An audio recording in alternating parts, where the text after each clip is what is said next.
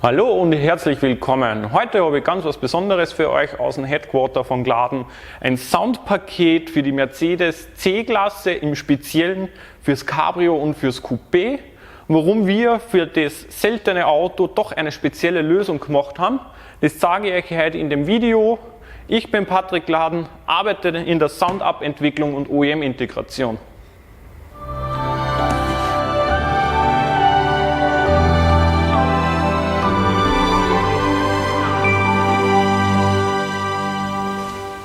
Wir kommen jetzt zum Inhalt in dem Soundpaket und zur Erklärung, was den Unterschied macht in dem Soundpaket.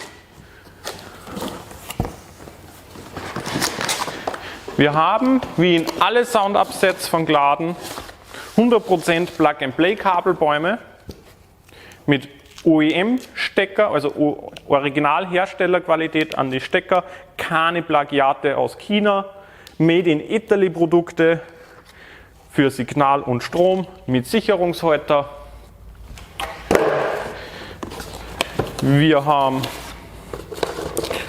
wie beim normalen Mercedes-Set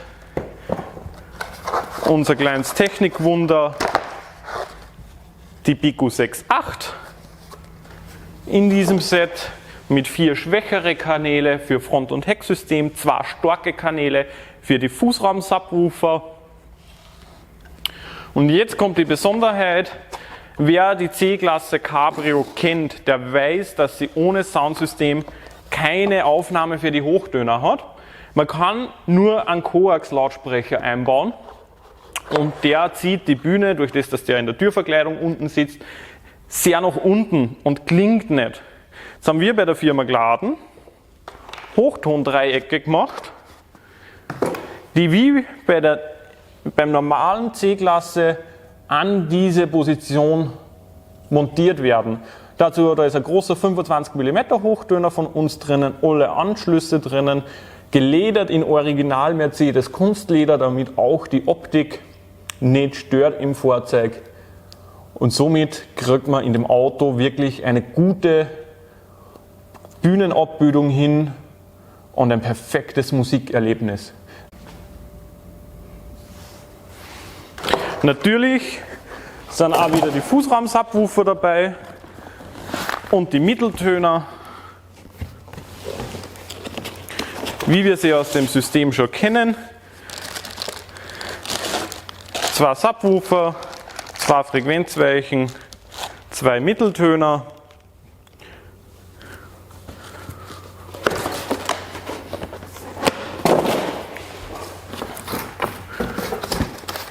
Und wieder etwas Dämmung,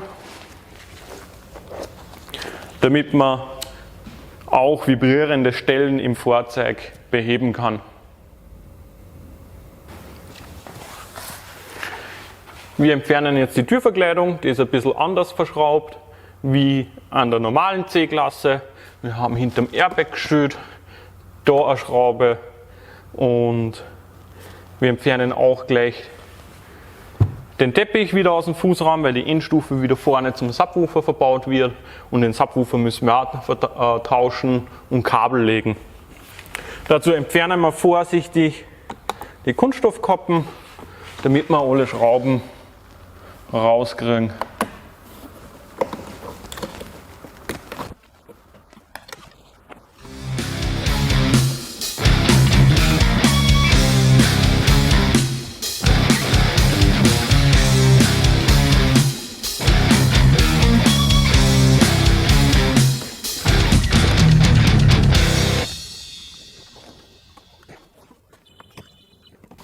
Wir haben jetzt die Türverkleidung liegen. Hier sieht man den Originallautsprecher. Hier ist unser Lautsprecher. Schnell der kurze Hinweis. Hier haben wir den fahrzeugspezifischen Stecker. Dieser ist auch bei unseren Lautsprecher vorhanden. Und dazu die Gegenstücke jeweils an der Frequenzweiche. Sprich, ich stecke den Stecker im Auto an, ohne dass ich was zerstören muss. Und mache dasselbe. Der passt direkt hier. Und noch dazu haben wir auf der Frequenzweiche dann die Ausgänge für einen Hochtöner. Die Lautsprecher sind nur geklipst. Einfach vorsichtig mit einem Keil aus der Halterung raus. Hört sich teilweise etwas brutal an, sind aber nur die Kunststoffstöpseln. Der sitzt hier im Gummistöpsel drinnen, dass mit der Lautsprecher nicht vibrieren kann. Steckt man an und somit ist der Umbau der Türverkleidung fertig. Wie vorhin gesagt, hier haben wir den Lautsprecherstecker.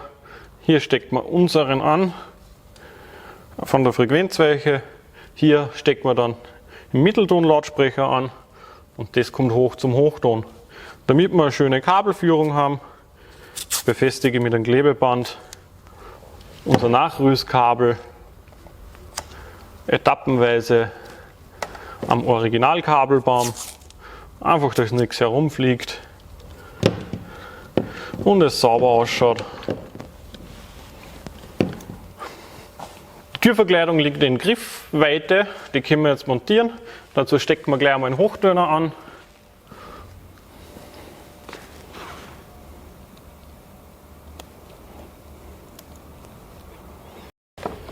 Nachdem alles angesteckt ist, gehen wir über den Verriegelungsknopf.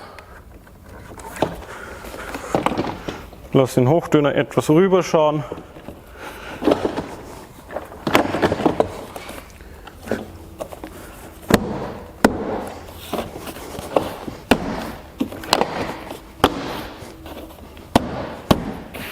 Montieren die Türverkleidung.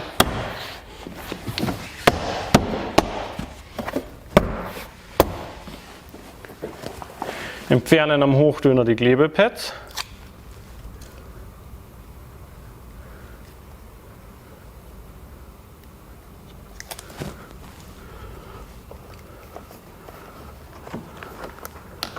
Und befestigen ihn durch die Klebestreifen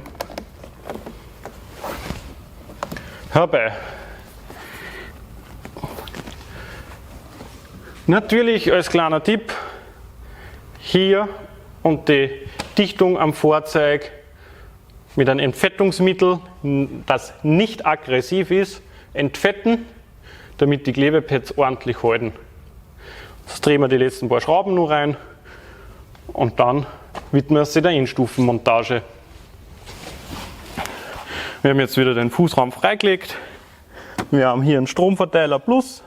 Wir haben hier nebenbei gleich einen Masseverteiler. Und damit können wir wieder die Endstufen alles sicher verbauen. Weiter geht's, dass wir gleich einen Subwoofer ausbauen. Dazu muss die Abdeckung weg, muss der Sicherungsverteiler weg. Und dann kommen wir schon zum Subwoofer. Auf dieser Abdeckung werden wir in dem Bereich wieder die Endstufen verschrauben, weil es dann sauber da hängt und nicht herumfallen kann.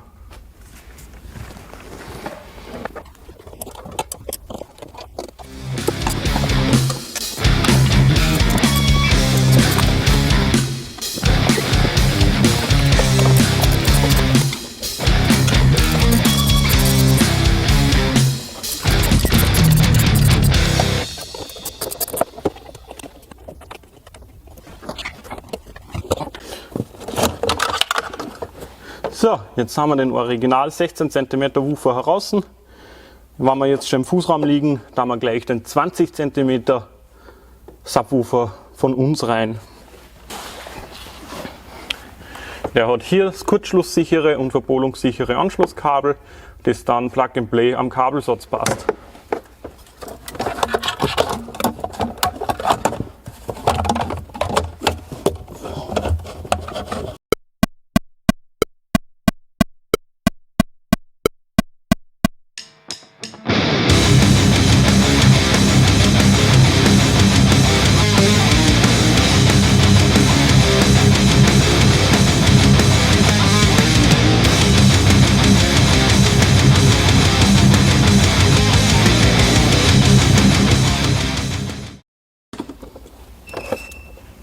So, nachdem das alles gemacht ist, unser Subwoofer verbaut ist, da wir die Leitung, die da wir nur weg, die lassen wir verschwinden vom Originalkabelbaum, weil wir in unserem Kabelbaum das Richtige haben, was wir benötigen. Und somit können wir jetzt auf der Fahrerseite in Teppich rausbauen und den Subwoofer tauschen. Und dann kommen wir zum Einbau des Kabelsatzes. Wir bauen jetzt das Radio aus. Das Radio sitzt hier dahinter, hinter der riesen Mittelkonsole, damit wir den Kabelsatz hier hochfädeln können, damit wir die Signale zu den Subwoofer kriegen, zu alle Lautsprecher. Dazu öffnen wir hier und man entfernt den Bügel.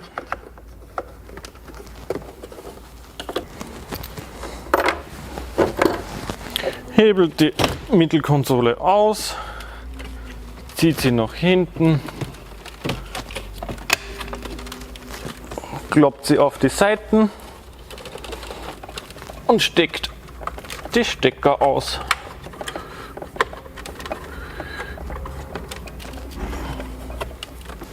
Jetzt können wir die auf die Seiten legen, die Radioeinheit ausbauen.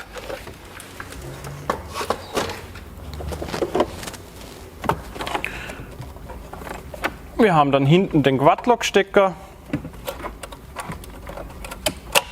stecken wir ab und hier wird unser Kabelsatz eingesteckt. Den Kabelsatz fädeln wir hier hoch.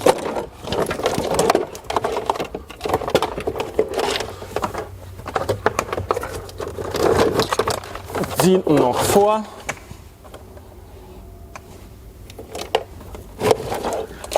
Ziehen die blaue Leitung für den Fahrer-Subwoofer mit hoch, den wir dann runterfädeln. Nehmen den Quadlock, entriegeln diesen, braunen Einsatz, stecken den da rein, stecken von unserem Kabelsatz den Stecker da rein und können das Ganze wieder da anstecken. Hängen das Steuergerät wieder ein und schieben das Ganze wieder in die richtige Position und verlegen die blaue Leitung und gleich nach unten.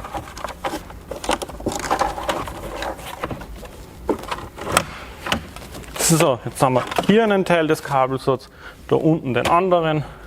Das können wir da wieder ohne Probleme zusammenbauen.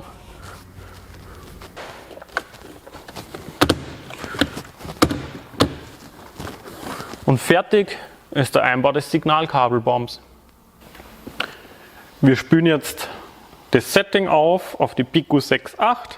Dazu öffnen wir die GUI, verbinden uns mit der Endstufen. Diese ist über Micro-USB-Kabel am Laptop angesteckt. Somit findet der Laptop die Endstufe.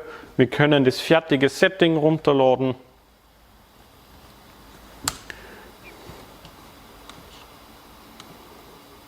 Wir gehen dazu auf SoundUp. Er lädt die Datenbank aus dem Internet runter. Dazu wählen wir dann wieder SoundUp aus, suchen uns unseren Paketnamen raus, SUMB 205 Basic-CC, laden das volle Setup, merken, hier ändert sich einiges, bestätigen das, speichern das in allen Presets ab. Er fragt, ob man das wirklich machen will. Ja. Somit lädt er jetzt das Setting rein. Während er das lädt, gibt es ein paar Warnhinweise. Immer Micro-USB-Kabel verwenden, das auch Datenübertragung kann, nicht nur ein Ladekabel. Das ist ganz wichtig. Durch das, dass hinten die Originallautsprecher bleiben und die einen Kondensator haben, ist es wichtig, dass wir die Lautsprecherdiagnostik ausschalten, damit die Endstufe den Lautsprecher auch erkennt. Dazu wird man aber auch aufgefordert, nicht verwendete Kanäle zu muten. Das haben wir alles in dem Setting schon gemacht für euch. Sprich, ihr müsst das Setting nur runterladen, aufspülen auf die Endstufe, einbauen ins Auto. Das, was wir jetzt da machen werden. Wir haben jetzt von unseren Stromkabel für die Endstufen Plus und Minus, schließen die jetzt im Fahrzeug an. Dazu öffnen wir da den Deckel, gehen da drauf.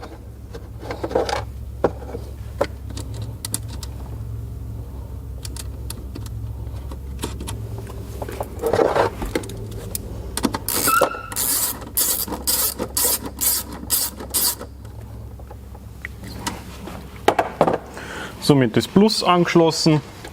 Durch unsere Molex-Stecker, auch wenn Plus schon angeschlossen ist, sind wir kurzschlusssicher.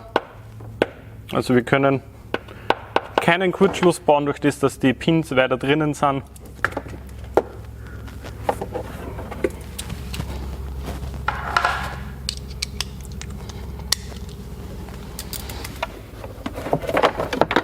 Wir gehen nur zum Massepunkt.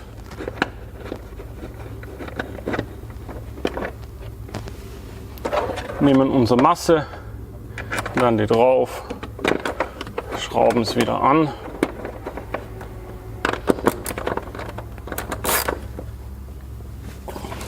Somit ist die Stromversorgung für die Beko auch da.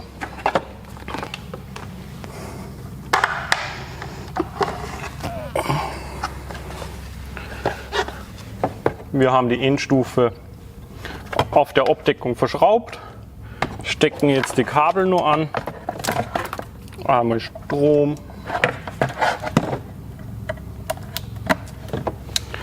Den Signalausgang.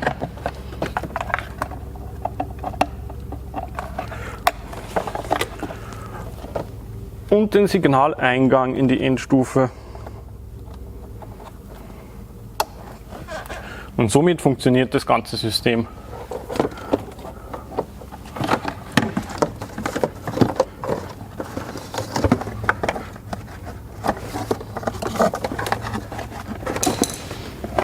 So, wir geben jetzt den Teppich wieder rein, die Verkleidung wieder drauf, machen das noch auf der Fahrerseite und dann können wir das ganze Sound-Upgrade endlich genießen.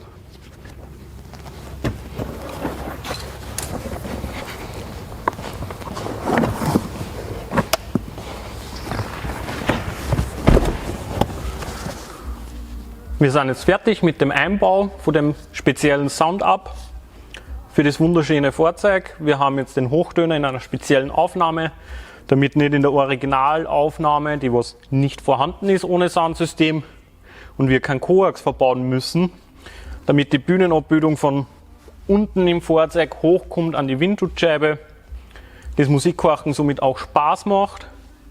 Wir haben jetzt eine naturgetreue Wiedergabe, wir haben eine perfekte Bühnenabbildung, das macht jetzt echt Spaß. Also da bleibt nichts anderes mehr zum Sagen, außer Musik laut und ab auf die Straßen mit dem Fahrzeug.